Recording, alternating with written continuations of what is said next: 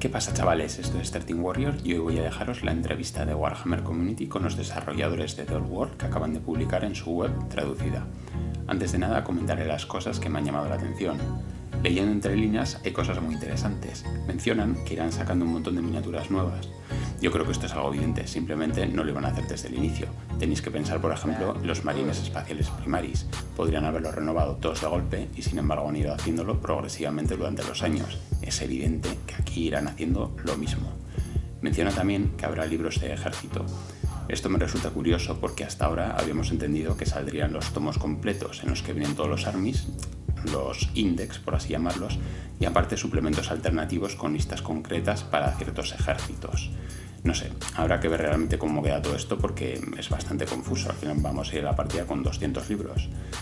Comentan también que la narrativa del juego y del trasfondo no será lineal. Es decir, que habrá saltos temporales hacia adelante y hacia atrás.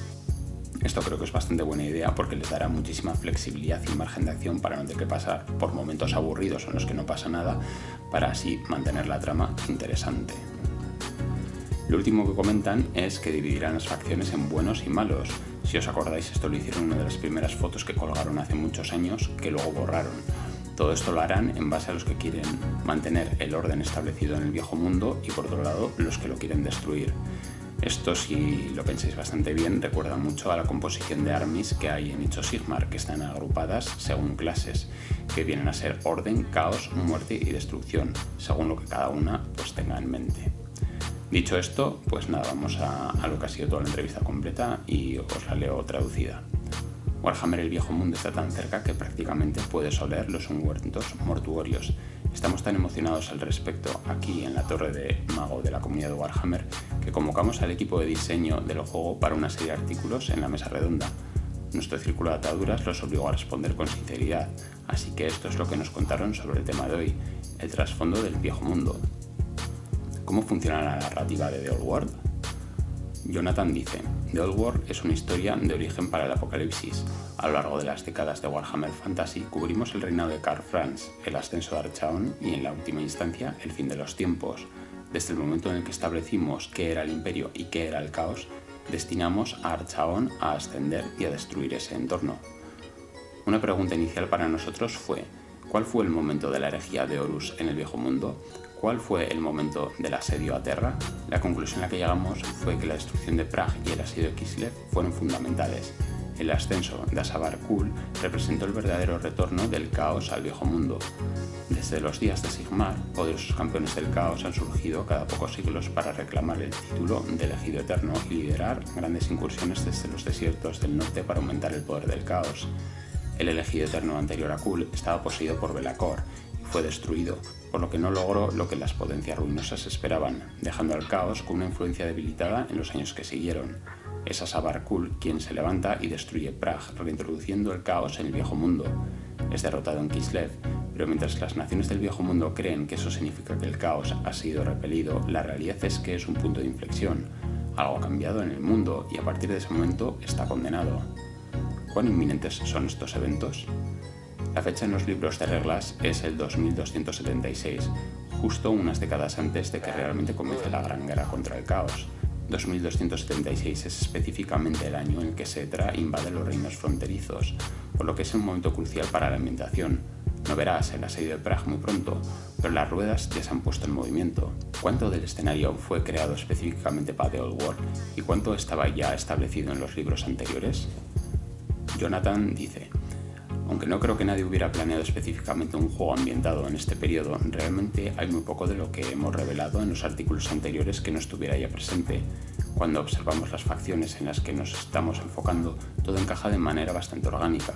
Los Scavens realmente no están presentes en este momento en el fondo establecido, están librando una guerra civil en las entrañas de la Tierra, lo que hace que prácticamente desaparezcan durante unos siglos y se conviertan en folclore.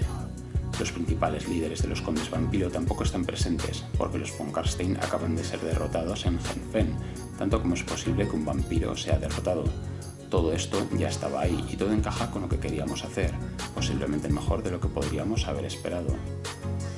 Dan dice: hubo excelentes bases sobre las que construir la siguiente etapa del viaje. Rob dice: Todavía hay suficiente espacio para que exploremos y nuestro objetivo a largo plazo es descubrir esta ambientación mediante el desarrollo de gamas de modelos, de las que haremos muchos, y la creación de libros de ejército y campañas y demás. Lo estamos tratando como un patio de recreo temporal que podemos explorar. Podríamos hacerlo de manera secuencial o saltar de un lugar a otro, pero nuestro plan no es empezar desde el principio y avanzar paso a paso hasta la victoria de Asabar Kul. ¿Hay algún personaje que regrese? ¿Es una oportunidad para escribir nuevos héroes y villanos? Jonathan dice: hay varios personajes conocidos en esta era, pero algunos de ellos pueden no aparecer porque no son relevantes para la historia que estamos contando y las áreas donde tienen lugar los conflictos principales. Rob dice: centrándonos en lo inmediatamente relevante, Setra, el imperecedero, está de vuelta para los reyes funerarios. En Bretonia, el caballero verde también está presente. Jonathan dice: son dos ejemplos de personajes que han existido durante cientos o miles de años, así que naturalmente también están presentes en este periodo. Cuando lleguemos a futuros libros comenzarás a ver otros personajes que conoces regresando, pero a una edad más joven. Los reyes pueden ser príncipes en la actualidad. Dan dice: definitivamente habrá personajes que la gente reconozca, especialmente aquellos que tienen una vida más larga, pero también es una oportunidad para que representemos nuevos personajes apropiados para la línea temporal. Como ejemplo, ninguno de los personajes del Imperio que estaban vivos en la era de Karl Franz aparecerá, ya que aún no habían nacido. Magnus el Piadoso aún no es un personaje destacado, pero podríamos ver héroes igualmente importantes introducidos en la ficción y a la mesa de juego. Rob dice: habrá personajes en esta era cuyas acciones o fracasos tienen un efecto dominó que llevará al fin de los tiempos, así como antepasados, parientes o predecesores de personajes que conoces y amas de Warhammer Fantasy. Eso significa que esos personajes más antiguos son relevantes de todos modos, sin que necesariamente tengamos que volver a visitar al mismo personaje por segunda vez. Jonathan dice: especialmente en el trasfondo del Imperio hay muchos apellidos de familias que se han mencionado y creemos que la gente se emocionará. Si has estado siguiendo los mapas que hemos estado haciendo desde el principio, hay muchas conexiones allí. Howley dice: hay muchos guiños y cosas así, y un montón de huevos de Pascua. Los fanáticos veteranos de Warhammer, aquellos que han leído libros de reglas y novelas desde hace 20-30 años, reconocerán cosas aquí y allá, así como ideas que se vieron por primera vez en varias ediciones de Warhammer Fantasy Roleplay. Esos libros son una razón importante por la cual el mundo está tan detallado ahora y han sido trabajados por muchas personas dentro del estudio. ¿Hay algo que sea drásticamente diferente en el mundo de esta era? Dan dice: la tecnología no será enormemente diferente, algunas cosas pueden estar ausentes y otras se tratarán como experimentales en el momento en el que se ambienta el juego, pero aún tendrás cañones y morteros. Rob dice: otra forma de verlo, en lugar de lo que no existirá, es qué tecnologías podrían existir durante este tiempo que luego hayan sido olvidadas o desechadas, y qué nos dice eso sobre el mundo de la leyenda frente al mundo del fin de los tiempos. Jonathan dice: en cuanto a cómo cambiarán las cosas con el tiempo, observa las pistolas de mano del Imperio. Podríamos haber dado a los soldados del Imperio pistolas de mano del estilo más antiguo con mecanismos de disparo más primitivos, pero funcionarían prácticamente de la misma manera en el juego. Así que no hicimos eso porque queremos que la gente pueda sacar sus antiguos ejércitos y usarlos y expandirlos sin tener que preocuparse de que tales modelos sean anacrónicos. Rob dice: en cuanto a la magia, los colegios de la magia no estarán presentes porque los colegios no existen en ese momento. El Huracanum Celestial y el Luminat de Hysh tampoco estarán. Jonathan dice: son creaciones de los colegios de la magia, así que simplemente no existían en ese momento. Sin embargo, podría sorprenderte de algunas de las cosas que sí existen durante ese periodo de tiempo. Rob dice: una de las cosas más interesantes que encontramos durante nuestra investigación fue la historia del fin de los tiempos sobre un tanque de vapor específico utilizado por Null llamado Liberación, que fue desplegado durante el asedio de Prague. Jonathan dice: los tanques de vapor son fascinantes porque fueron construidos varios siglos atrás, cuando el gran ingeniero Leonardo de Miragliano aún estaba vivo. Han existido durante mucho tiempo y en realidad hay más en este periodo del mundo de la leyenda que durante el fin de los tiempos, porque eran más nuevos y menos habían sido destruidos. Esto es un poco más como la Edad Dorada, una era que conoce un grado de paz en comparación con el fin de los tiempos. Giorgio dice: una diferencia interesante aquí. En este marco de tiempo, los tanques de vapor ya no son una reliquia para ser venerada y estudiada, eran el brillante producto nuevo. Jonathan dice: también están menos desconectados del inventor y de sus contemporáneos. Rob dice: también hay menos superstición. Para el fin de los tiempos se afirmaba comúnmente que solo se construyeron 12 tanques de vapor en total, pero ese es el tipo de mito loco que se difundió en el fin de los tiempos. Realmente había muchos más, eso era normal. Esta no es una era de vastas multitudes deambulando por el imperio y flagelándose a sí mismas. Los reyes funerarios están clasificados entre las fuerzas del mal, siempre fue así. Dan dice: la comprensión de Setra de su reino es que todas las tierras más allá de sus fronteras son tierras que deben ser conquistadas por Setra y someterse a su glorioso dominio, y su dominio es absolutamente incuestionable. Si no quieres ser gobernado por él, te matará. Esas son tus opciones, doblar la rodilla o morir. Jonathan dice: eso describe perfectamente a los reyes funerarios. Hubo un periodo de Warhammer Fantasy posterior en el que la moralidad se volvió un poco más gris, pero este no es el mundo del fin de los tiempos ni el mundo que fue. Este es el mundo de las leyendas, es donde nacen y cobran vida. Hemos tratado de trazar una línea más clara entre el bien y el mal, y los ejércitos del bien son muy claramente los protectores del orden. Rob dice: no estamos tratando de decir que no hay matices dentro de esta división binaria, pero esa división ahora está mucho más definida. Jonathan dice: es difícil aceptar la idea de que un imperio inmortal de esqueletos gobernado por un tirano supremo que en vida quería cruzar todos los horizontes y subyugar todo lo que descubriera no sería malvado. Los cultos mortuorios y la idea compleja de la no muerte existen debido a la vanidad de Setra y a su negativa a morir. Nagas no existiría si no fuera por la negativa de Setra a morir, la grandiosidad de uno mismo a través de la grandiosa estatua y esculturas jeroglíficas de Nehekhara es tan egocéntrica y egoísta y nos dice tanto sobre lo poco que a los gobernantes de Nehekhara les importaban sus súbditos, que no pueden ser otra cosa que malvada. Rob dice: hemos tratado de capitalizar todo eso con Nekab, el heraldo de Setra. Tiene un enorme pergamino que saca ante el ejército. Antes de que lleguen está gritando todos los miles de títulos y epítetos de Setra. Jonathan dice: esa lista tarda más de 2 horas en leerse y tenemos un pequeño fragmento en una de las barras laterales en el diario arcano de los reyes funerarios de Khemri.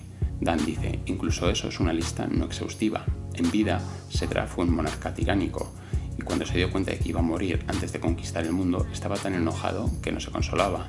Cuando se dio cuenta de que habría tierras que quedarían sin conquistar antes de que pudiera alcanzar la inmortalidad, fue más de lo que pudo soportar.